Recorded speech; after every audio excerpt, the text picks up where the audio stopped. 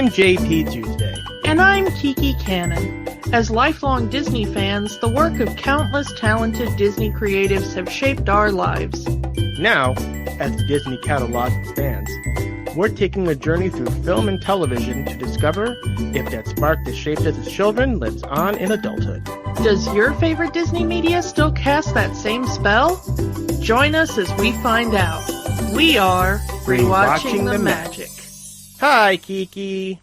Hi, Tuesday.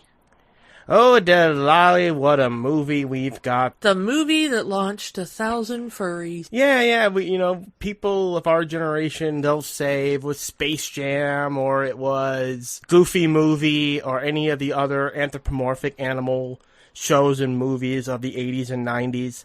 This really did it. Honestly, I saw this movie before I saw Space Jam as a little kid. Disney's Robin Hood. Not the first attempt at Robin Hood that Disney did.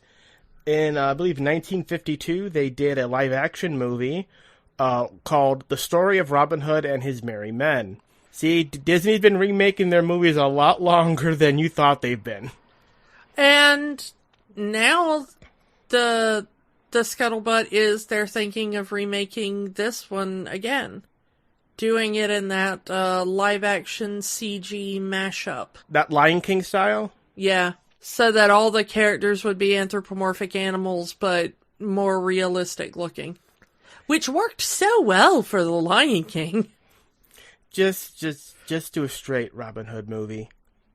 Granted, the last few straight Robin Hood movies haven't done so well, but it hasn't been done by Disney. I'd be really interested to see a gay Robin Hood movie. Sure. Robin Hood and Little John walking through the forest. Sorry, Marion, you're not in this version. Well, it could be like Marion with an O, and he could be, Lord Marion. I didn't think about that. Yeah, Lord Marion. This can work. Yeah. Get on it, Hollywood. I want to see, an absolutely sincere Robin Hood gay love story. But enough about that. This movie came out in 1973. This is an odd one in that this did not start out as a Robin Hood movie. This started out as an adaptation of the story of Reynard the Fox, which is a story that Walt had wanted to do since the 30s. And the reason it never happened is that, for those unfamiliar with the story of Reynard the Fox, Reynard is sort of an anti-hero kind of character. He's still the hero of the story, but he's like a fox. He's more cunning and sly. And Walt didn't really know how to present that and have this character be likable. Granted, nowadays, anti-hero characters are more welcome. You don't really need to change them all that much to make them likable. You just have to give them a reason to be doing what they're doing. To be honest, that's kind of what they did in Zootopia. True. So it went on the shelf for a while. Walt also later on wanted to do an adaptation of the story of Chanticleer. The story of the very vain rooster who believes his crow raises the sun. Yes, that story would eventually be adapted by Don Bluth in the 1991 movie Rock-a-Doodle. Cock-a-doo, what a day. The sun is shining brightly. Cock-a-doo, sunny day. Down here on the farm. Like Reynard, Walt couldn't find a way to make a very vain rooster into a likable character. So, option 3, sometime in the early 1940s, came up with the idea of taking these two characters of Reynard and Chanticleer and do a adaptation of the story of Chanticleer and the Fox, where the fox would be Reynard, the villain, and of course we would get the story of Chanticleer in here as well. And again, it didn't work. It didn't go the way Walt wanted it to do, and the project was shelved. And then Walt died. So they went through all of these ideas, like many, many movies of that decade. They went through all of Walt's ideas. What can we do? The what would Walt have done era. And they took this idea of Chanticleer and the Fox, featuring Reynard the Fox, and they tried to find a way to make this work. Even they published the story in a book and had that out. They even started introducing these characters into the parks as costume characters, even becoming part of the Disney Live stage show. There was a stage show called Disney on Parade in the early 70s. It's on YouTube, you can find it, and there's an entire segment about Chanticleer and Reynard. First you flap your wings, then you flip your tail. Got to peck, peck, peck, then you really will. Which is really weird that they had an entire segment of a movie that never got made. Yeah. I mean, the Disney Corporation now is so regimented that they know what they're going to be creating 10 years from now, you know. So it's a little interesting to see those years right after Walt died where everybody was kind of scrambling to figure out what to do next. Another idea that came up was to do an animated version of Robin Hood. And the original idea for Robin Hood was a lot different than what we got. The idea was to have Robin Hood in the southern United States, turn of the century, which sounds like a really bad idea. It sounds like a horrible idea, frankly. So ultimately they decided to go with a more traditional Robin Hood story in England with the idea of the anthropomorphic animals, taking a little bit of that Reynard the Fox style and kind of mashing it in here somewhere. And this is a weird one in that this probably has the biggest offense of reused animation of any animated Disney film of this Xerox era. Yeah, they reused a lot of movement cycles for this one. Especially in the Phoney King of England scene where they reused every single bit of dancing animation they could. There's videos of it on YouTube, you can find it, of just Little John and Lady Cluck are just Baloo and King Louie dancing. I think that goes all the way back to Snow White that they pulled some from. That really, none of it really mattered because to this day, this is considered a classic among many Disney fans. Like we're mentioning, this was the start of so many people's fandoms. This was one of the early Disney movies I remember seeing on TV. Yeah, this one came on TV a lot when we were kids, which is probably how I saw it the first time, honestly. My memories of this film are ubiquitous but vague. If you had asked me for like specific scenes or whatever, I probably wouldn't have remembered until I did the rewatch. So this wasn't one that I intentionally put on, but it was just kind of always the wallpaper of my childhood. Like it was just always on somehow, but I never paid too close attention to it like I did some of the other films. We fast forward to the year 1998. One of the original internet memes came from this movie, as the opening song Whistle Stop was sampled, sped up, and became a little song called The Hamster Dance. The original viral video. Yeah. Like this and like this and Badger, Badger, Badger. Yeah, we really didn't have the language to talk about it then because it was so new to us as a concept.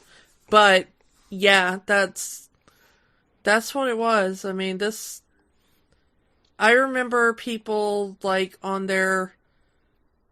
when friends of mine started getting flip phones and stuff, you know, when cell phones became cheap enough that teenagers could start buying them. A few of my wealthier, you know, family friends their parents had gotten them like a flip phone with a few minutes for emergencies only or whatever. And their ringtone was always like Hamster Dance, you know? Mm-hmm. But again, another kind of viral thing was there's that kind of GIF loop of Alan and Dale walking. It's just him in the walk cycle, and it plays that song over and over and over and over on a loop. The intro to this movie itself, we guys kind of skipping here, but yeah, the intro to this movie is just the walk loops of every character in the movie, which you never saw in any other Disney movie before or since. I just find it weird. Yeah, it is a rather peculiar way to open the film. This movie does a lot of things that are kind of unique just to this movie compared to, other Disney films, especially of the time. Now modern me would think it's probably they didn't have enough money to do a proper intro, so let's just do these scenes from the movie and put them in the intro. Yeah, I am almost certain that that's what happened. Yeah. I mean, given how much animation was reused, I'm certain that this was just another cost-cutting measure. All right, so do you want to get into this? Yeah, let's get into it. We got the cast to talk about. We're going to start with Robin Hood himself, Brian Bedford. He was mostly a stage actor. He had 7 Tony nominations during his career. I mean, good grief. And he, won Tony as well. But most people, he did some movies, but you either know him as a great stage actor or you know him from this film, to be honest. He did show up in Cheers and Frasier, strangely as 2 different characters. So if you were watching those shows, you might have seen him on there and stuff, but especially our generation would primarily know him for this. Moving on, we've got Phil Harris doing Little John, and you're going to recognize him immediately as Baloo. Baloo was his most recognizable voice. He used it in Jungle Book. He used it again here. Also playing a bear. Yeah, also playing bear. And he went on to voice Baloo in Tailspin for a little bit before he was replaced. He then went on, his final film role was in Rockadoodle, that you just mentioned. He was a singer. He had a novelty song hit called The Thing, and was kind of always hanging around with the likes of Bing Crosby and Dean Martin and, that kind of era. Okay, so moving on, we've got our villain of the piece, Prince John, played by Peter Ustinov. Peter Ustinov is just a legend. I mean, good grief. Oscar winner, Grammy winner. But he was a British actor, extremely well known, both on stage and in film. He was also a regular on a lot of talk shows and game shows of the time, like, What's My Line? I've Got a Secret and stuff like that. He was in an episode of The Muppet Show. One of those guys who was just so great and a consummate professional about everything. And he voices both Little John and King Richard Prince John at the end. Okay, moving on, as one of our other villains here, the Sheriff of Nottingham, we have Pat Buttram, and you may remember Pat Buttram if you ever watched Green Acres, because he was Mr. Haney. You'd also recognize, his voice is so distinctive, that you'd recognize him as well from the Aristocats, the Rescuers, Fox and the Hound. He showed up in Who Framed Roger Rabbit. He was in Back to the Future Part 3, and his final voiceover was for a Goofy movie, which was released after he died, but he recorded shortly before his death. All right, and as our love interest of the movie, our main character of the movie, Maid Marian, we have Monica Evans. She's best known for being in the original Broadway run of The Odd Couple. She did it on Broadway. She showed up in the film version, and then she showed up in the first television version that they did, the kind of classic one that they did. And she is kind of best known to our generation for her work with Disney. And she was in The Aristocats, and then, of course, probably most famously Maid Marian. So, really kind of interesting thing about her is that she is really, really tied with the woman who played Lady Cluck, Carol Shelley. And Carol Shelley was also in The Odd Couple. And that's how they met. And then they became like best friends or whatever. And they just kept working together. Carol Shelley was also in the Aristocats. The two of them just became kind of intertwined for most of their lives. She showed up, Carol Shelley showed up as Aunt Clara in the Bewitched film with Nicole Kidman. She ended up also doing one of the Fates in Hercules. Interestingly, her final role on film was she has a cameo at the beginning of Kid Gorgeous, which is one of John Mulaney's comedy specials. It's on Netflix. It's excellent if you haven't seen it. But there's a bit at the beginning where they go around Radio City Music Hall because he's so impressed to be playing Radio City Music Hall, and she gives him a tour. She's like his tour guide that shows him where everything is. And that was the last thing she filmed, and she passed away in 2018. So, interesting. But the two of them, Monica Evans and Carol Shelley, were so intertwined for most of their careers and in their personal lives as well. Like, I believe Monica Evans was the maid of honor at Carol Shelley's wedding.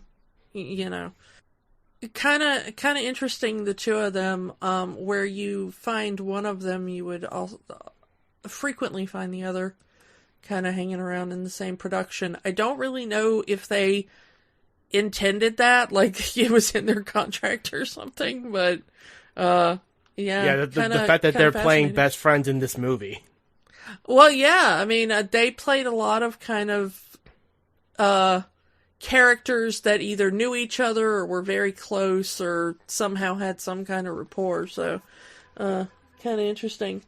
All right, moving on. As Alan Adale, our narrator rooster, we have Roger Miller. The King of the Road. The King of the Road himself. Probably his most famous song, King of the Road. So, he was a huge country star at the time of this film. This was absolutely stunt casting. And he would have been an extremely recognizable voice to people of the time. He also did things like narrated Nestor, the long-eared Christmas donkey for Rankin Bass, as well. So, you know, he did that sort of thing during his career. And he kind of made those whistle stop Oo-De-Lally songs kind of well known. I mean, we talked about whistle stop being used and everything, but I heard Oo-De-Lally in a commercial within the last year, so. Alright, moving on. We have Andy Devine as Friar Tuck. Not as big a part, but his voice would have been recognizable if you were a Western fan at the time. I was going to say, yeah. That's really where he made all of his money. He was Roy Rogers' sidekick Cookie in 10 different films. Then he went on to work with John Wayne in 4 or 5 at least. He was on the TV series The Adventures of Wild Bill Hickok. He was in the 1937 version of A Star is Born, which was the Janet Gaynor Frederick March version that wasn't any of the ones you're thinking of, basically. You mean he didn't star alongside Lady Gaga? No, or the Judy Garland one either. I mean, you know, that's kind of the big one. Or the Barbra Streisand one. No. This is the one you don't know and probably haven't seen. And anyway. Also, Andy Devine also returned and did Roger Rabbit. Yeah. And one of the more interesting parts of his career is that he was the voice of Cornelius the Rooster in some of the Cornflakes commercials. Kind of the last one we're going to talk about today is Terry Thomas, who plays Sir Hiss. I'm going to be honest with you, while I respect Sir Hiss, I am far more a fan of his cousin Lady Hiss. Shout out to our Magic Swords people. Hi, Magic Swords people. Hi, Magic Swords people. Terry Thomas was, I don't even know how to describe him. If there needed to be an annoying upper class twit in the 50s, 60s, 70s era, they called Terry Thomas. He was immediately distinctive because he frequently wore a monocle. He usually had a very long cigarette in a cigarette holder. And just like is animated for Sir Hiss, he had a very large gap between his two front teeth. So it gave him a really striking, definitive kind of look. He showed up in, like, It's a Mad, Mad, Mad, Mad World. He showed up in a lot of British films, including a St. Trinian's film, which those are big in England, not so much in America. But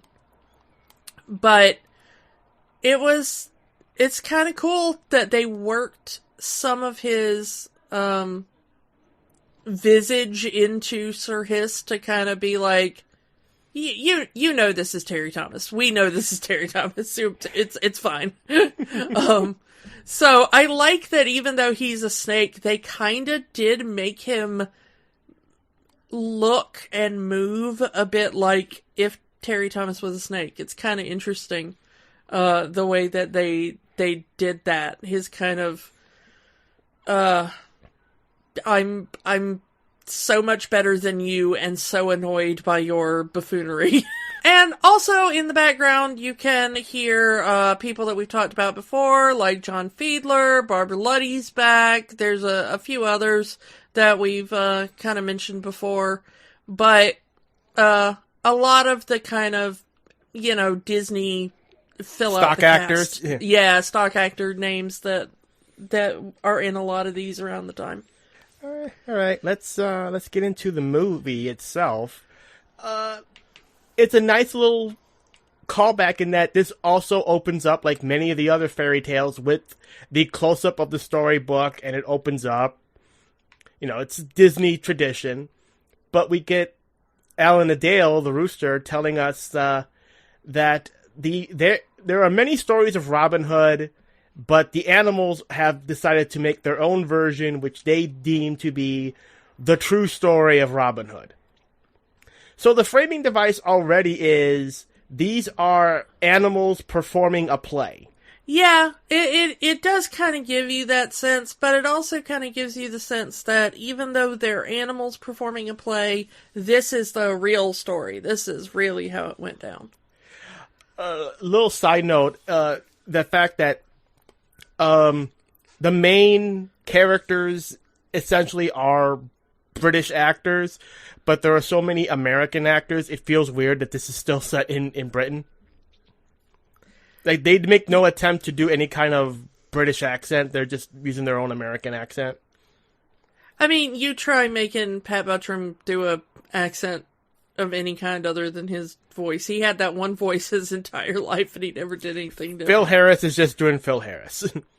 And same thing with Roger Miller. I mean, it starts out like, you know, hi, I'm the Nashville Rooster, and I'm going to tell you about these British people. Like, yeah. So anyway, we get our intro. We've mentioned it before, which are just animation loops from other parts of the movie, telling you who plays each character. Again, you never see that for any other Disney film. Yeah, they really wanted you to know who the cast was in this film. Yeah, it's weird. Well, honestly, this cast had a lot of people who would have been known at the time. And it even tells you what kind of animal they are. Like, we couldn't look at them and tell what kind of animal they are. Like, in case you couldn't tell, kids, this is a fox. And this is a badger, and this is a bear, and this is a wolf. And we kind of get sort of a little bit of Scooby-Doo action, because the song kind of kicks up, and then we get all the characters chasing each other. And there's like one funny part where it looks like the bad guys are chasing the good guys, and then they run off screen, and then the good guys are chasing the bad guys, but it's still the weird walk loops. Yeah, it is kind of an interesting opening, just in the sense that it's so different from anything else Disney was doing at the time. First part of the movie, we get another song is Oo-De-Lally, which is, you know, Robin Hood and Little John walking through the forest. Just having a good old time, just two good old boys. Not meaning no harm. I mean, this really does have a bit of that Dukes of Hazzard flair to it, doesn't it? Yeah. In the narration sense, you know, it's like, it's a country song about two boys who are sometimes on the wrong side of the law being chased by a sheriff who's kind of ridiculous and never catches them. I mean, it was the 70s, so who knows? Yeah. So, yeah, and we're gonna get the sheriff and his posse chasing him down, which leads to them getting away. And this conversation that Rob and Johnny, as they call each other,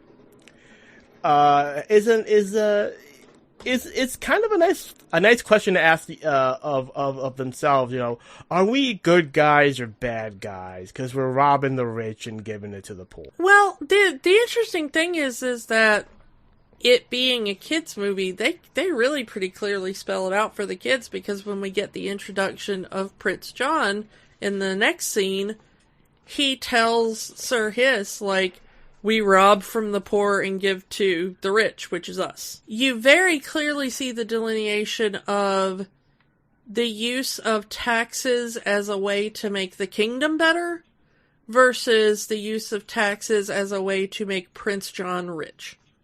Mm-hmm.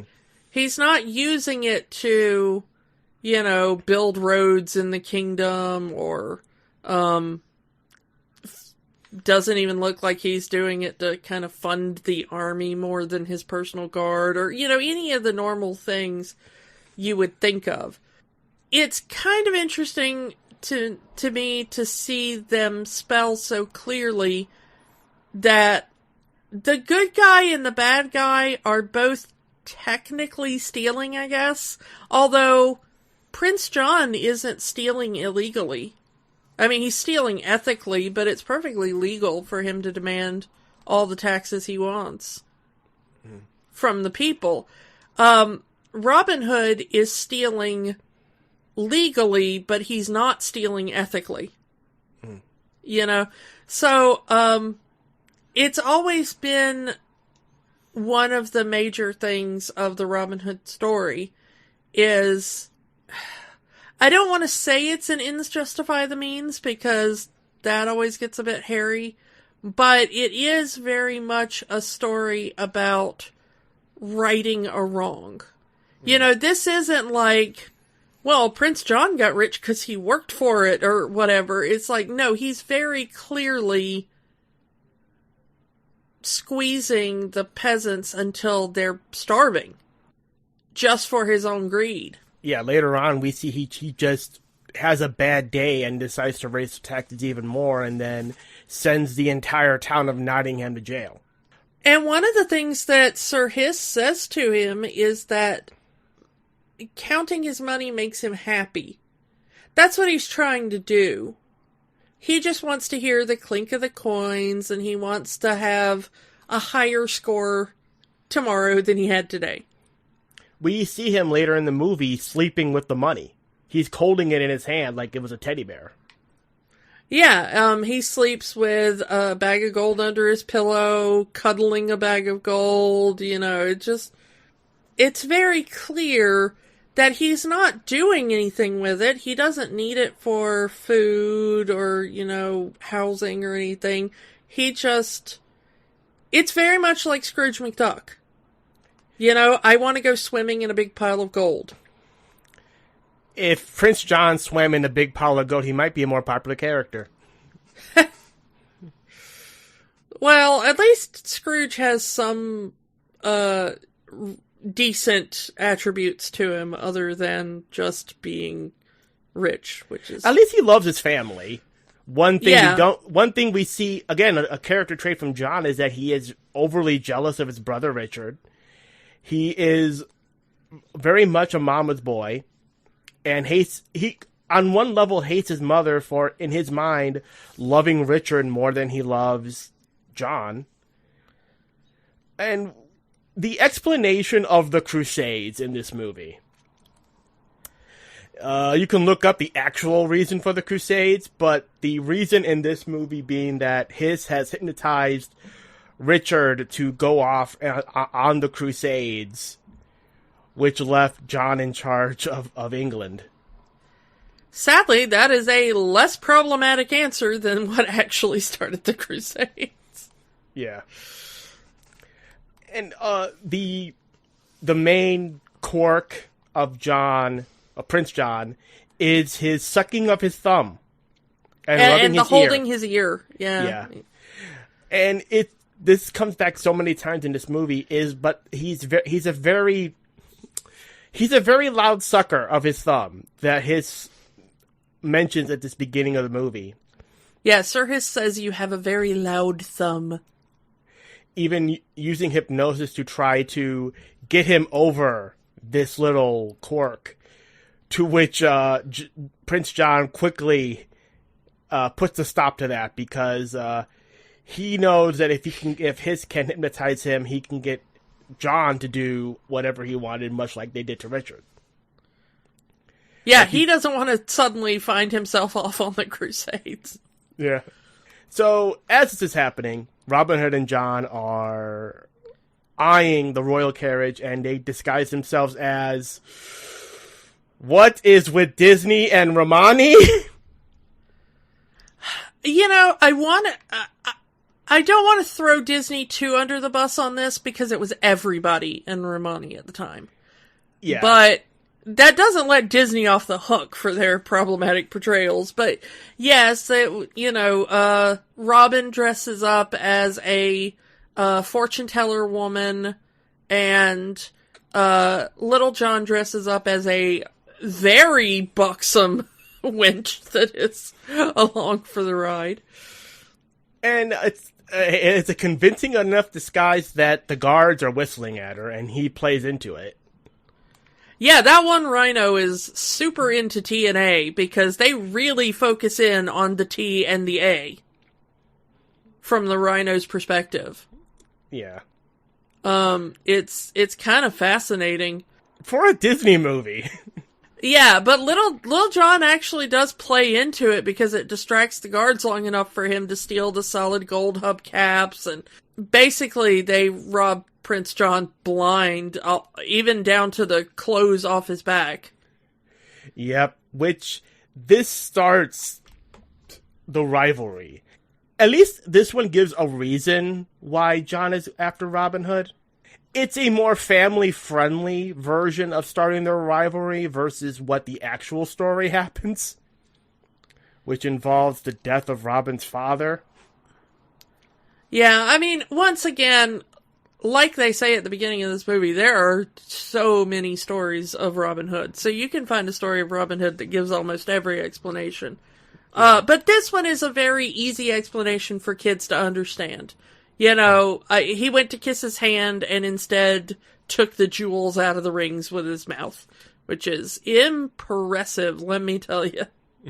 Yes. Those are some skills. Those are skills that could pay the bills in other ways. I don't know. I kind of like this because it's a good enough explanation for little kids without being too tragic or too out of tone with the rest of the movie. Mm-hmm. It's just like, you know, Robin came in and tricked Prince John and Sir Hiss and ran away with all the money they had in the cart and all of their clothes and all the other stuff and made them look like fools. And so now Prince John has a vendetta. That makes sense. It's a good, simple explanation that kids can understand. Robin Hood is immediately labeled an outlaw. And the sheriff is now upgraded to the personal tax collector and is sent out to shake down, quite literally, the citizens of Nottingham. And he's very happy to do this job. Yeah, he revels in the cruelty of it. Yeah, the cruelty is the point. Yeah. So yeah, I mean, we see him stealing money from pretty much, you know, making up BS excuses for tax collecting. The Skippy's birthday is the worst. Yeah. Because the little rabbit has his birthday and the sheriff makes him open his present and he's like, wow, 1 whole farthing. And they're like, yep, we saved up. And then the sheriff is like, yep, the family that saves together pays together, and takes it. And then mocks the kid as he's crying. But Robin Hood comes in and, you know, sneaks around and everything. And after the sheriff leaves, he reveals himself and gives them some money. And also gives Skippy a bow and one of his hats. The hat off his head. Yeah, and Skippy wears that for the rest of the movie, yeah. And it starts Skippy's own little story arc of wanting to be like Robin Hood. My favorite, one of my favorite characters out of this whole movie is the baby rabbit girl. Tagalong, yeah. Yeah, she is just so cute and so sassy. And she's got her little dolly bear or whatever that she carries around. I mean, she just has an answer for everything. Yeah, mind your manners. It was just like, I don't know. Even as a kid, I always loved that character because she gave no Fs. She just said it like it was. Yeah. And you couldn't do anything about it because she was a baby. Yeah, she's a great character. I do kind of like her. She's just sassy enough to not be the annoying kid character. Yeah. We switch here to Skippy and his friends. As Skippy tries to use his bow and arrow, but he aims too high. It ends up in Prince John's backyard, where we're introduced to Maid Marian and Lady Cluck, who are playing badminton. As you're latey and waiting, I'm waiting. Gotta love Cluck in this one. Yeah, she's a really good character. Yeah. Oh, I was just gonna say, and you immediately get the rapport between Maid Marian and Lady Cluck. They work so well together. It's because they're played by two people who actually are best friends, maybe. I don't know. Yeah, but in the writing and everything, you really do feel like this is more friends talking than like a servant kind of deal. We're a little less sure why Maid Marian is here. It's said that she's like cousin to the king or whatever. Her relation is weird in that she is the niece of King Richard, but we're never told what her relation is to Prince John. I mean, presumably also niece. Isn't Prince John the brother of King Richard? I mean, as a kid, I always thought, does that make her John's daughter? Not thinking of, oh yeah, she could be the niece of the queen as well. Yeah, or maybe they've got a sister that never gets mentioned, and this is her daughter, or, you know. I don't know how she's related to them, but also a fox. These are actors playing a play. So, we get the conversation that essentially this seems to be Marian returning to Nottingham, as they have a conversation of, does Robin even remember her since she's been gone for so long?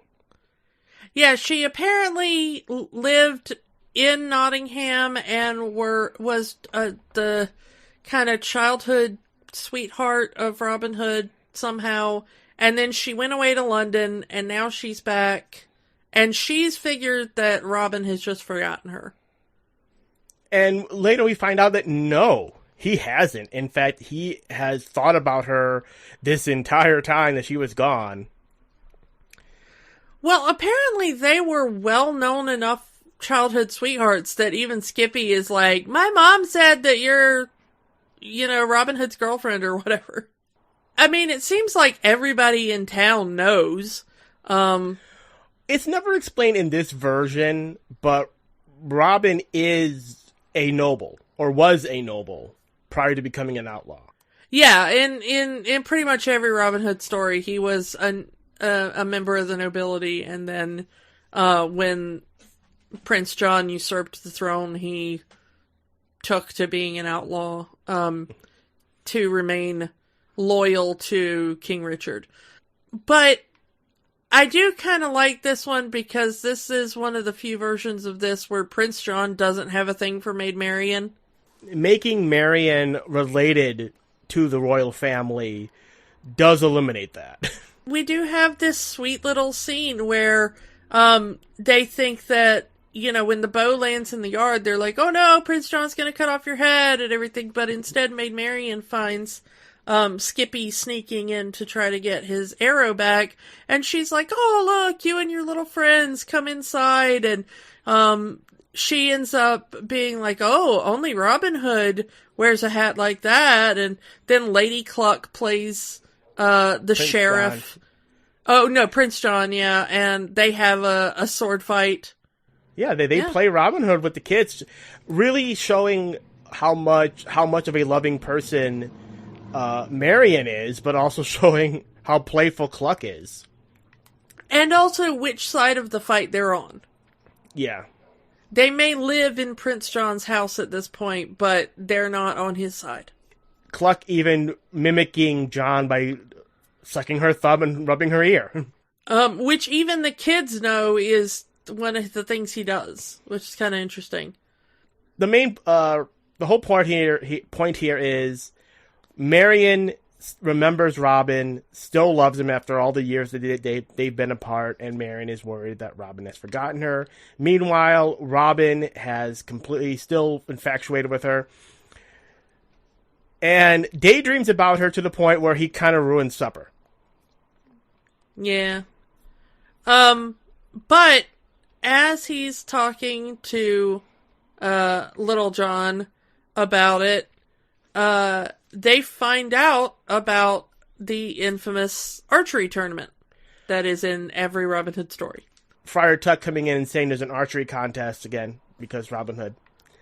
But saying that Maid Marian will give a kiss to the winner of the archery contest, which is all Robin needs to jump on here and get and enter the contest.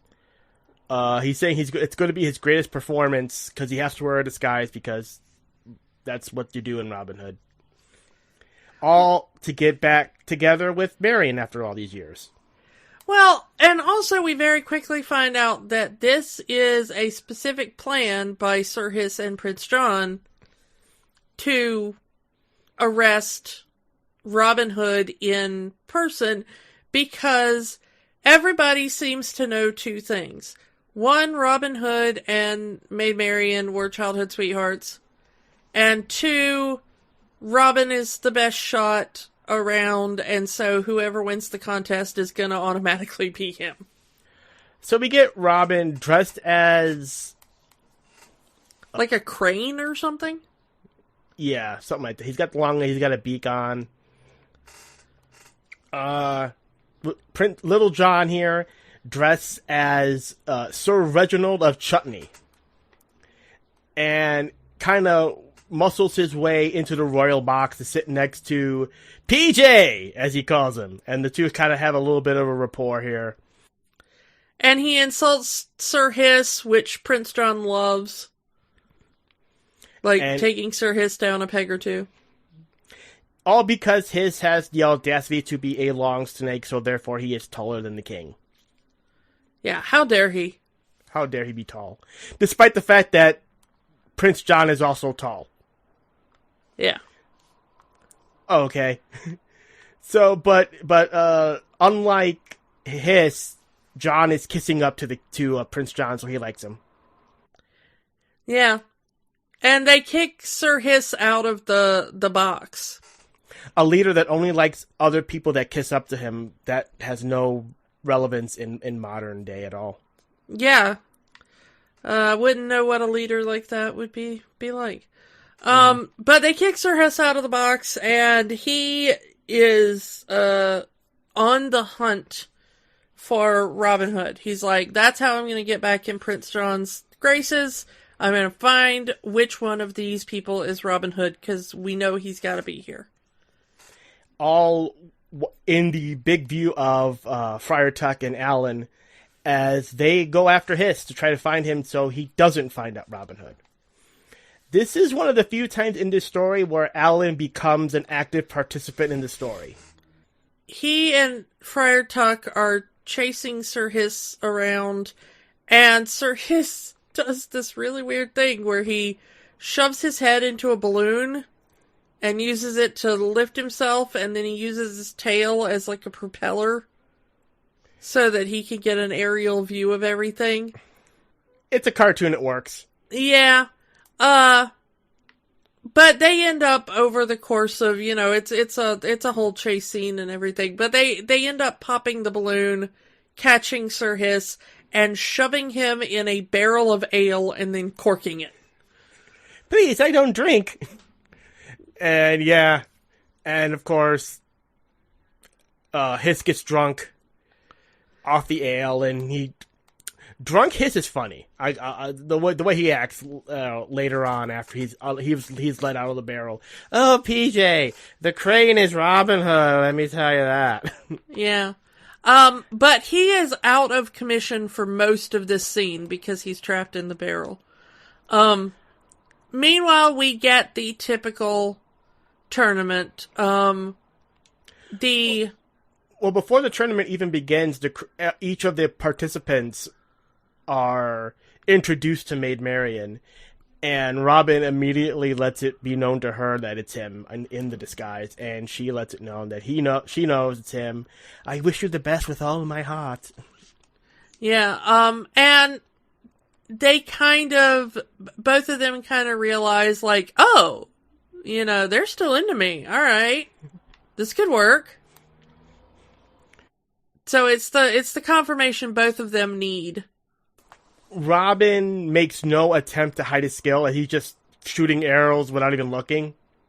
Yeah, and the sheriff is the other finalists, but it's quickly made apparent, and very obviously so, that he is cheating to get his, his target has a person inside that will move. And he tries to trip Robin on his final shot, and Robin's arrow goes wide, and he immediately shoots another arrow to correct the first arrow and have it hit the target. So, Robin wins the tournament, which instantly lets everyone know that that's Robin Hood, because he is immediately followed by the guards. And Prince John is like, nope, we're not even having a trial, execute him right now. Marion tries to plead with him, saying, don't kill him, I love him, please let him go. And while he feigns that, I'm not heartless, I know of love, but it's like, Robin is a traitor to the crown, therefore he must die. But, Little John kind of interrupts the proceeding by holding a knife to Prince John's back, saying, hey, call off the execution. Release my buddy! Release my buddy! I mean, release the prisoner! Yeah, no, I really like that, that they've set up Little John to be right there, mm-hmm. so that he can be in that position to act quickly. Mm-hmm. And to kind of act from behind the curtain. He's able to slip behind the curtain so that nobody really sees him. But of course, Prince John is acting weird, suddenly being like, nope, let him go, let him go, let him go. And the sheriff is like, wait a minute. And tracks down and sees Little John. Yep. Which, as soon as Little John is off of Prince John, two Johns in this movie is very confusing. As soon as Little John is off of Prince John's back, he immediately asks for his execution, kill him. And we get this big old brawl scene in the middle of this archery tournament where it's the guards versus everyone in Nottingham, and it breaks down into a football match. Yeah, Lady Cluck as the quarterback making a run. It's very bizarre, once again, in a British film.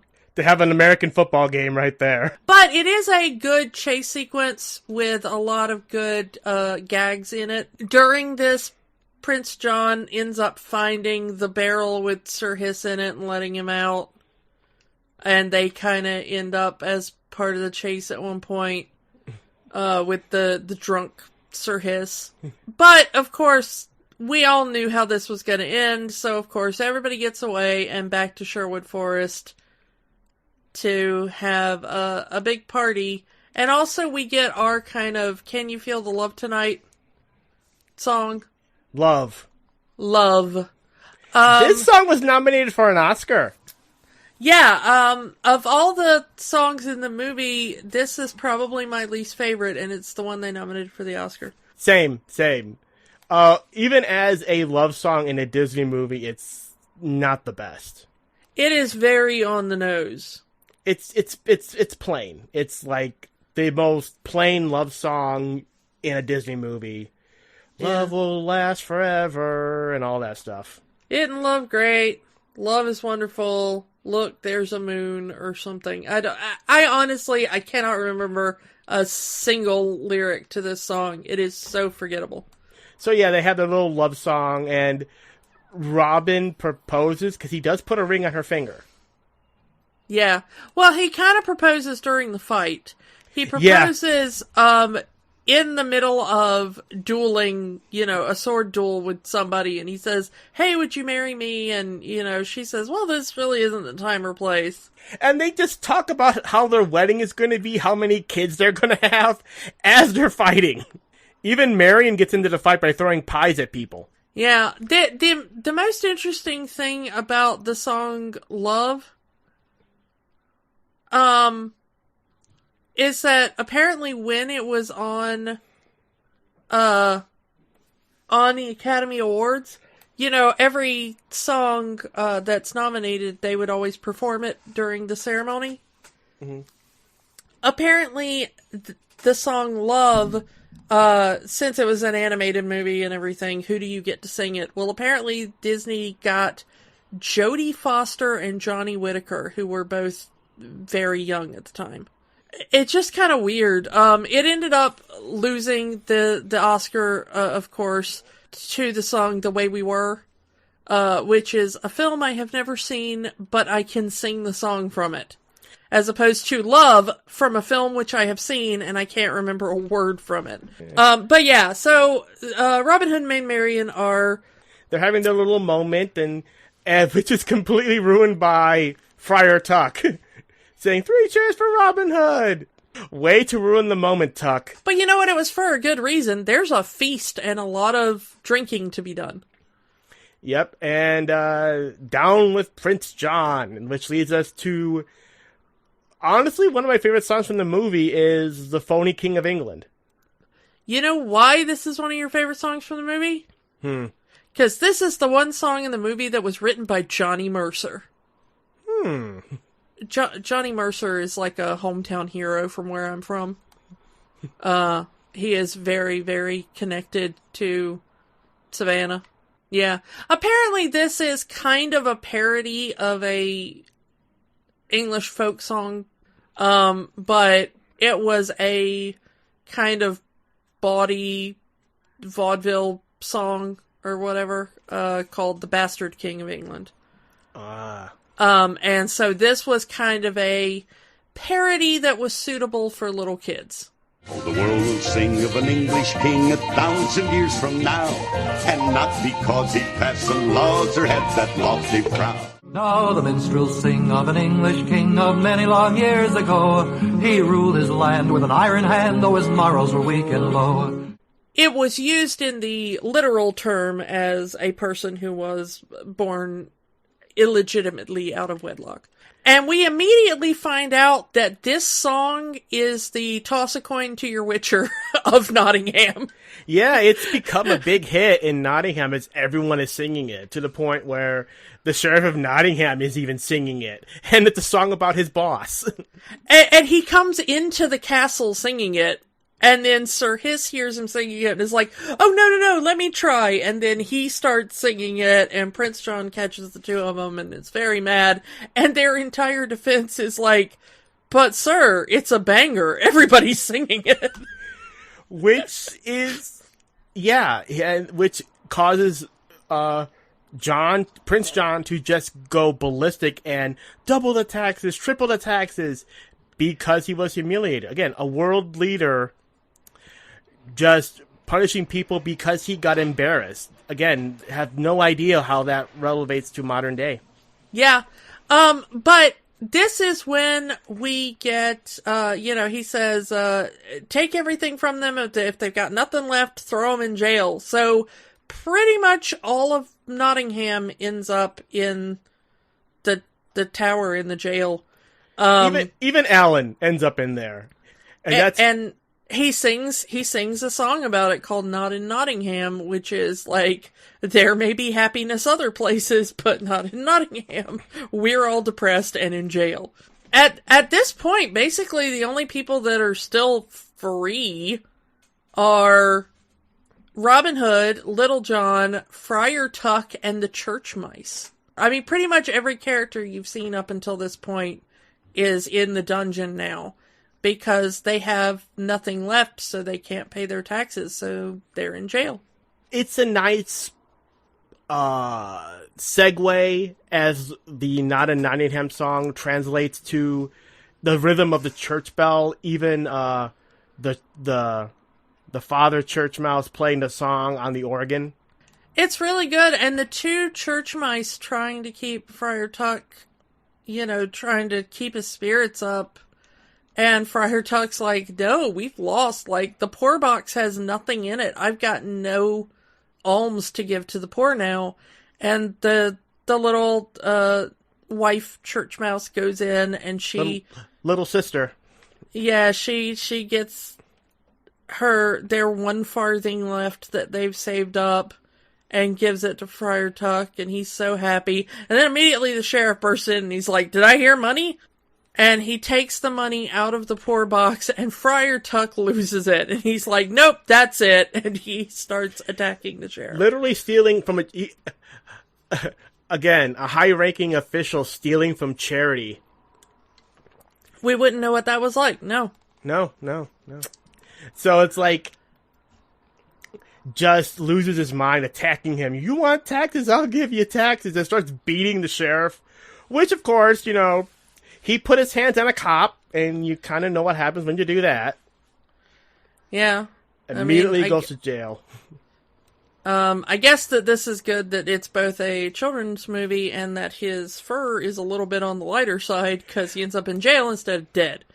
Yeah. But, so now the only people free are the church mice and Robin Hood and Little John. And as this is happening, we see the demeanor of Prince John change. He's no longer the aloof guy he was before. He is just completely angered because everyone in Nottingham is in jail except the one that he wants, which is Robin Hood. And he's doing nothing that makes him like his like you said before. His message: you haven't counted your money today. You're not your usual self. What's wrong? And he just bursts out, "I don't want Friar Tuck. I want Robin Hood."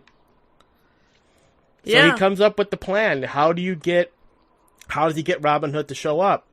Well, he knows that Friar Tuck is one of Robin Hood's friends, so we're going to execute Friar Tuck.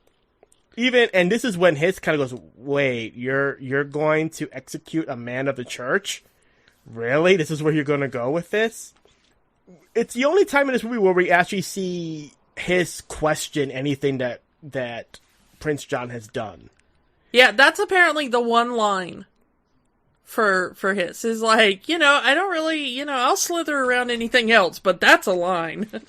Yeah, even a snake has its limits, apparently. Yeah.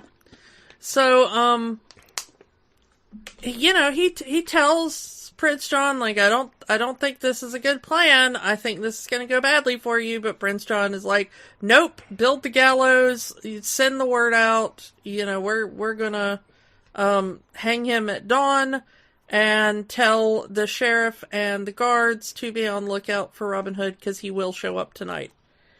Which, of course, Robin Hood does show up. Because he's Robin Hood. Disguised as a blind man like he was earlier in the film. Asking what's going on, and he almost blows his cover when he finds out that Friar Tuck's going to get hanged. Yeah. Because, again, that's his friend. He's not going to...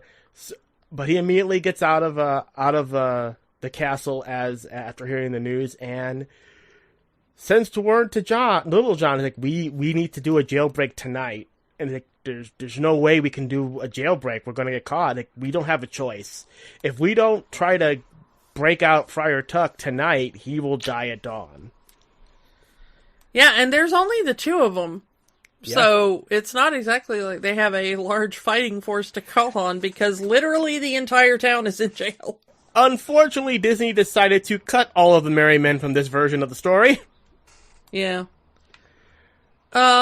So they use their wits. I mean, Robin is a fox, after all, so this is where you get the cunning.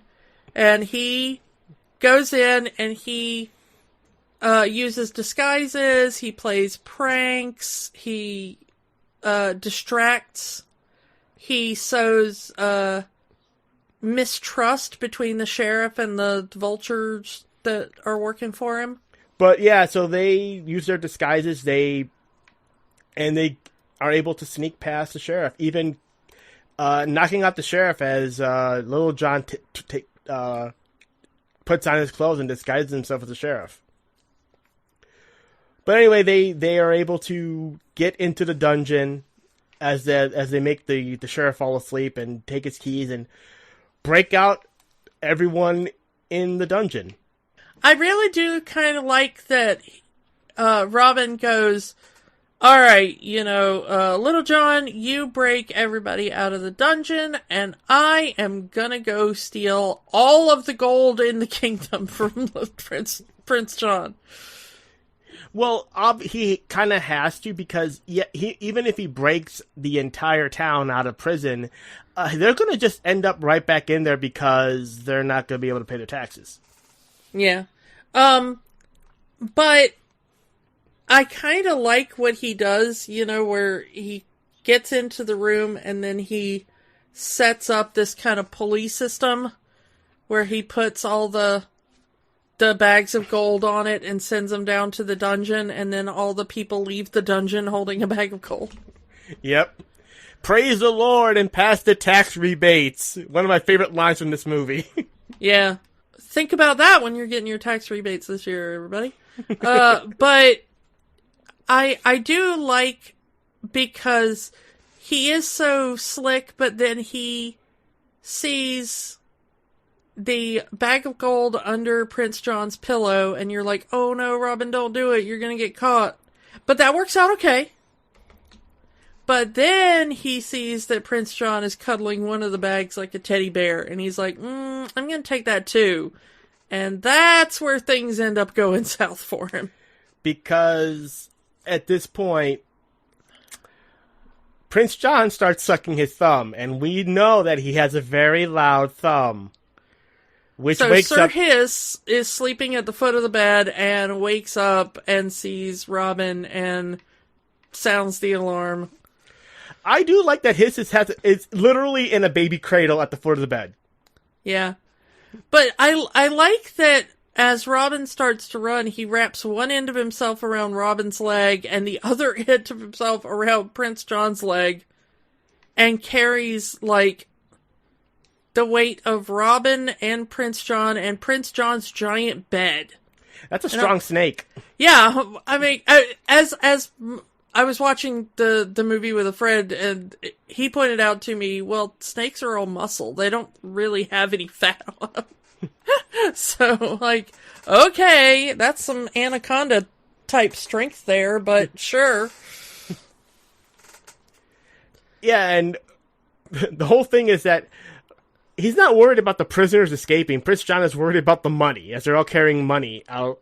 My money, my gold. Guard, seize them. And we kind of get a kind of a replay of the earlier scene as the entire royal guard just crashing through a wall with Prince John in front of them, scared out of his wits. Yeah, this is another big chase scene that's got a lot of good sight gags that really don't work in audio. So it really doesn't. But the whole thing kind of resolves when Robin ends up in hiding out in one of the towers, and the sheriff of Nottingham. We gotta backtrack here, because they're all set to escape, and they would have escaped cleanly, but poor Tagalong is left behind. Oh yeah, Tagalong, yeah. And Robin has to go back and rescue little Tagalong, which is why he gets caught up with the guards and has to climb into the tower. Yeah, the gate closes, and he's able to push her through the gate, and he tells Little John, take her and run. Don't worry about me. And so Little John does, he takes her, gets her to safety, and Little John and Skippy stand watch, waiting for Robin to come out. And Robin ends up, like I said, in the tower and cornered by the sheriff. And the sheriff has a torch, which ends up setting some of the curtains and other drapery on fire. And the two of them end up fighting to the top of the tower and on the roof of the tower. And off goes Robin into the moat.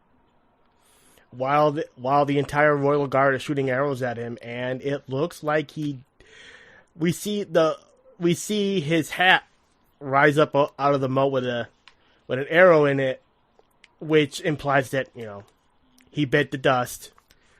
We get this big moment where Little John is crying and Skippy is crying, no, Robin can't be dead. And this is actually kind of an affecting scene, though, because Skippy is like, no, Little John, tell me he's going to be okay. And Little John can't say anything. He can't even get his mouth is, I don't know if this was intentional or not, but his mouth is clearly moving and no words are coming out, which makes it a more effective scene, even if it is an animation error. I'm not even sure that's an animation error, because it's just the way his face looks. I think that was intentional, because at the same time he reaches down and kind of squeezes Skippy's hand. And it's just like, I can't say it, but sorry, kid, you know? And so we go back up to, Prince John and Sir Hiss on the battlements, and Prince John is like, I got him, he's dead, woohoo, yay! Yeah. But we see that Robin Hood he's made a snorkel out of a piece reed. of bamboo. Yeah. Yeah, he's got one of the reeds in the moat, and he uses it to snorkel his way back to the shore, which Skippy sees and kind of gives away the game because he starts screaming, Robin Hood's alive! Robin Hood's alive! And then they mock Prince John from the other side of the moat, which seems like a not smart thing to do. Like, just let Prince John think you're dead and slip off into the woods, dude. Like, this whole thing is the last straw, as the last bit of sanity in Prince John just snaps. He goes, he sucks his thumb, he rubs his ear, and then he just attacks Hiss. Because he needs to hit something. Yeah, so he starts chasing Hiss around, trying to hit him with like a 2x4 or something. Yeah, he's gone mad! But then Hiss points out that, like, you kind of brought this on yourself, dude, and now your mother's castle is burning. Which is the first time Prince John kind of clicks back into, like, oh yeah, my house is on fire. But that's not enough to get him to stop trying to kill Hiss here. Yeah. But we skip ahead a bit, as looks like Robin has been pardoned for his crimes, as King Richard has returned. This was the most fascinating part of this movie to me, because in every other Robin Hood adaptation, King Richard coming back from the Crusades and sort of saving the day is, like, the major climax of the film. Like, woohoo! King Richard's back! Yay! Everybody party! We're gonna throw flower petals in the air and have a big dance and, Patrick Stewart's still the best King Richard. Absolutely. Yeah, Fight me. no doubt. But... Anyway, so yeah, in other stories, King Richard's returning is the climax. And he goes after his brother, I've heard what you've been doing here, and I don't approve, and sends his brother to jail because of for pretty much harming the people, torturing and also the people. usurping the throne. Yeah, yeah. Probably more usurping the throne, if we're all honest with ourselves. But in this one, it's just kind of glossed over. It's like, by the way, King Richard came back. He threw all the bad guys into the rock-breaking quarry. And now they're on a chain gang. And also, is that church bells? Guess somebody's getting married. Robin Hood and Maid Marian are getting married. Yep. By Prince John. By Prince John. By King Richard. Yeah. And King Richard says something about, I'm glad to have you join the family or whatever to Robin Hood. Yeah, he has an outlaw for an in-law. Yeah. And then we get the kind of, going away on their honeymoon. Yeah, this whole thing is kind of parodied in Shrek, at the end of Shrek. Yeah. Where they get in a wagon and it says just married and, So, Little John, once again dressed in his Sir Reginald attire, is off with them. And for some reason, Skippy goes with them, saying, well, they're going to have kids and they need someone to watch over them. I'd like to know what his mother thinks about this. At that time in history, it's better than being in a mine. Go, be a servant to that nobleman and noblewoman that have just gotten married and have the king's favor. Like, that's a pretty sweet job right there. Royal babysitter isn't that bad a gig, but at least tell your mom you're going to go. That was my only problem with that scene. It's like, your mother is going to be very worried about you, young man. But yeah, everything turns out okay, and everybody's happy, and they lived happily ever after. And we get the repeat of Oo-De-Lally, Oo-De-Lally. Yeah. We never get a sequel, so we never see any of the other stories. Also, this movie spends a lot of time trying to make Oo-De-Lally a thing, and it really pulls you out of the story.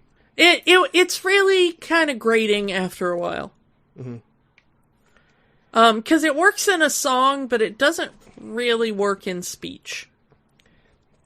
I mean, Disney's kind of known for having those nonsense words. Zippity-doo-dah, supercalifragilisticexpialidocious. But this one feels like, oh, it worked then, it'll work now. And it kind of doesn't. Yeah. But yeah, that's the animated Robin Hood. This actually still holds up, kind of. At least to me. You know, I'm not going to say that it's one of Disney's best, but it was enjoyable. Inoffensive in that the only thing grating in it was the fact that they said Oo-De-Lally one too many times. Yeah. Which is a very minor sin as far as films go. I think if you've got kids, I think your kids would like it. It's a nice introduction to kids of the story of Robin Hood. Yeah, the animation still holds up. There are a couple of places where it gets a little janky. I'm not gonna lie. But for the most part, for how cheaply they did it, it's pretty good animation. For all the reused animation and shortcuts they took in this movie, the writing kind of makes up for it. Will this be on anyone's, top 10 Disney animated movies of all time? Probably not. But this is serviceable. It's nice. It's better than some of the animated films we watched. Yeah. I'm not trying to damn it with faint praise or anything, but it really was an enjoyable film. I enjoyed watching this film. It's probably not going to be in my regular rotation of things that I just sit down and watch to pass the time. But, it's one of those things of, if it's on, I'd watch it, and if somebody was like, hey, let's watch Robin Hood, I'd be like, okay, yeah, that sounds nice. It's one of the better Robin Hood adaptations.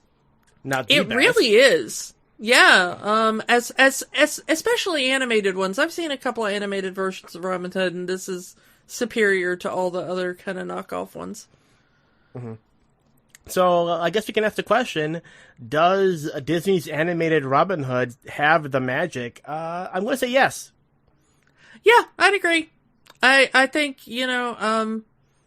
especially for this post-Walt kind of dark era that they went into. That period of time between Walt's death and when they had the Renaissance. Everything's a little hit and miss and everything. This is one of the hits. Yeah, definitely. Yeah. So I think that's all we can really say about Robin Hood. So I guess we can move on to next week's film. This one is probably one of the most requested films from our listeners. We've had a lot of our listeners request this one, and we are going to give you what you want. Next week is a movie that I don't think either of us have ever seen, but it is Holes. Yes, for some reason, I totally missed this one when it came out, and I've heard a lot of good things, but I've never been able to get around to see it, so, yeah. Yeah, starring a very young Shia LaBeouf. Yeah, that'll be interesting to watch. I'm actually looking forward to this one. I want to see if it's as good as people tell me it is. Yeah, and join us next week for Holes. And we will talk to you all then. Bye. Bye. Don't let the magic stop here.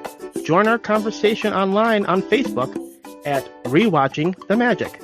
Twitter at Rewatch the Magic. And of course, new episodes every week at rewatchingthemagic.podbean.com. Remember, the magic is for everyone. It only stops if you let it.